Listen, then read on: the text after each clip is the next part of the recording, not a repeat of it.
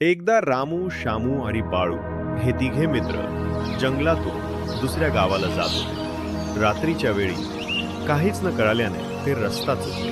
जंगल घनदाट असल्यामुळे तेथे पुढे जाण्याचा मार्ग दिसत होता ना मागे येण्याचा. तिघेही खूप दमलेले होते. तेव्हा तिघांनीही असा निर्णय घेतला, आता येथेच एखादी सुरक्षित जागा पाहून आराम करायचा आणि सकाळी उठून पुढचा प्रवास करायचा. जंगल असल्यामुळे जंगली प्राण्यांपासून सावध राहिलं पाहिजे, म्हणून प्रत्येकाने थोडा थोडा वेळ पहारा देण्याचे ठरवले. पहिली पाळी बाळूची होती. बाळू पहारा करू लागला तेव्हाच झाडावरून एका भूताने हे पाहिले की एक माणूस पहारा करतो आहे आणि 2 जण झोपले आहेत.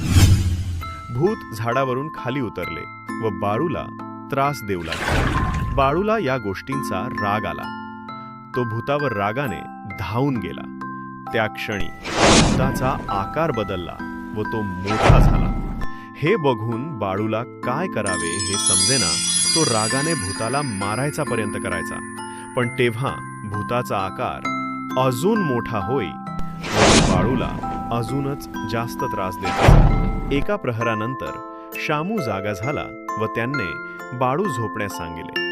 बाळूने त्याला भूताबद्दल काहीच सांगितले नाही. शामूलाही भूताने त्रास दिला. शामू पण भूताला मारायला गेले तर त्याचा आकार हा वाढलेला त्यांना दिसून आला. तो जितक्या रागाने त्याला मारायला जात तितका त्या भूताचा आकार मोठा होत असे. शेवटी तोही प्रहर संपला व आता पहायाची पाळी रामूची होती. भूताने रामूला त्रास द्यायला सुरुवात केली, पण रामूने शांतपणे हसत त्याच्याकडे पाहिले. हसल्यामुळे भूताला राग आला व ते मोठमोठ्याने ओरडायला लागले, पण रामू शांत हसत त्याच्याकडे पाहू लागला. जसे भूताला राग येऊ लागला तसा त्याचा आकार लहान होत गेला. रात्र संपत गेली आणि पहाट झाली. शेवटी आकार लहान होत होत भूताचा एक छोटासा किडा झाला व रामू त्याला आपल्या उपरण्यात बांधून ठेवले.